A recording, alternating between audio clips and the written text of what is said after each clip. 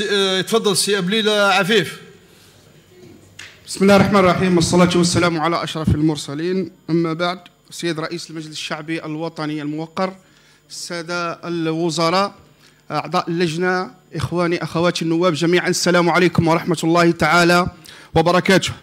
في البداية شاكرين لأعضاء اللجنة حقيقة حسن حوارهم وتشاورهم، غير أننا في هذه المادة التي نريد أن ندخل عليها تعديلا، وهي انطلاقا من دورنا كمؤسسة تشريعية، بحيث أننا دائما كنا نقول بأن هذا دور المؤسسة التشريعية، وأما الإحالة على التنظيم هي التي تكون استثناء.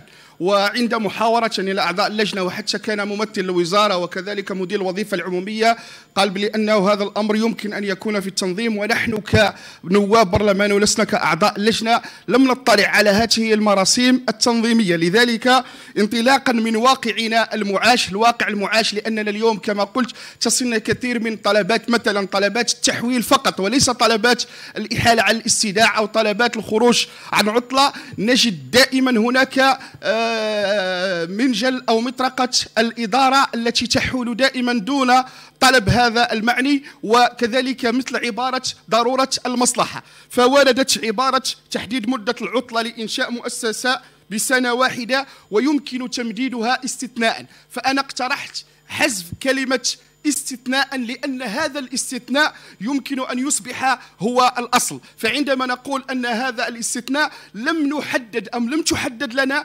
معايير هذا الاستثناء، كيف يكون هذا الاستثناء ولماذا ندرجها ولماذا ندركها للتنظيم، لأننا نعرف أنه أحيانا هذا الموظف الذي يريد أن يخرج، وحتى ربما خرج عطلة أو حتى في حالة الاستيداع، ربما عندما تصل به الدرجة إلى حد علاقة غير يعني طبيعية مع رب العمل، أو شيء غير يعني يكون بينه وبين رب العمل يعني سوء تفاهم. ونحن نعلم كذلك مثل ما ورد من توضيحات بأنه يمكن أن يقدم طعن، يعني كما قلت لم نراه وربما قال ممكن يأتي في التنظيم. نحن نعلم أن إدارتنا وبعض الإدارات أحيانا يكون فيها بعض الإدارات فيها حتى يعني تحزب أو محسوب على جهات معينة، وحتى تركيبة لجان متساوية الأعضاء قد لا تكون مع هذا الموظف. لذلك نتركها مباشرة بدون أن نقول يمكن تمديدها استثناء، ونترك الفرصة مباشرة يمكن تمديدها حتى لا نستطيع أو حتى لا تكون هناك عبارات، لأنه يمكن أن رب العمل أن يمسك في هذه الكلمة فيقول له أنت قال لك القانون استثناء يمكن أن نمدد لك هذه العطلة. ولذلك أدعو إخواني وزملائي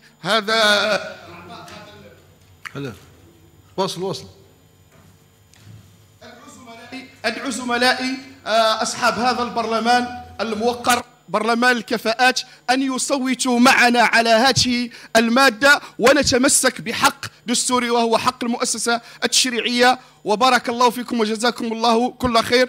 أملنا فيكم كبير أيها النواب الأفاضل الأكارم. شكرا.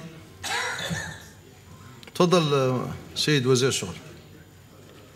شكرا سيد الرئيس، بعد السلام عليكم ورحمة الله تعالى وبركاته. شكرا السيد النائب، ولكن القانون يقول سنة ممكن تمدد ب6 شهور، لازم يكون طلب لي 6 شهور. هذا هو الاستثناء، حيث في القانون نقولوا في الشهر 11 لابد يدير الطالب تاعو باه يرجع. إذا ما داروش في الشهر 11 يكمل الشهر 12 يعتبر غادر العمل. ابوندونت بوست. هاو الاستثناء وين يكون لابد يدير الطالب لتمديد، هذا هو الاستثناء. لو كان ما نديروش هكا قادر يقعد 18 شهر. اسمح لي، يدير طلب للتمديد ولا يدير طلب للانتيغاسيون؟ هو التمديد هو الاستثناء، هو التمديد. يطلب يدير طالب تمديد العطلة تاعو لمدة 6 شهور ويبررها ثاني يبني المشروع أو يدير فيه وراح ينجح. هذا هو الاستثناء. ولكن بما يخص اللجان متساوية الأعضاء متكونة من ممثلين متكونة من الشريك الاجتماعي اللي هو ممثل العمال عن طريق الانتخاب، ومن الإدارة يظهر لي ما نجموش نسمحوا لنا نشكوا في هذه اللجان، لازم نجربهم ونشوفهم باش يعني نحكم عليهم. وشكرا.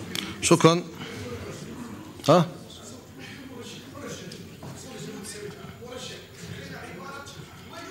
لا لا، هي التشكيله تاع لجنه المتساويه الاعضاء ما تقولش بلي صوت المدير مرشح.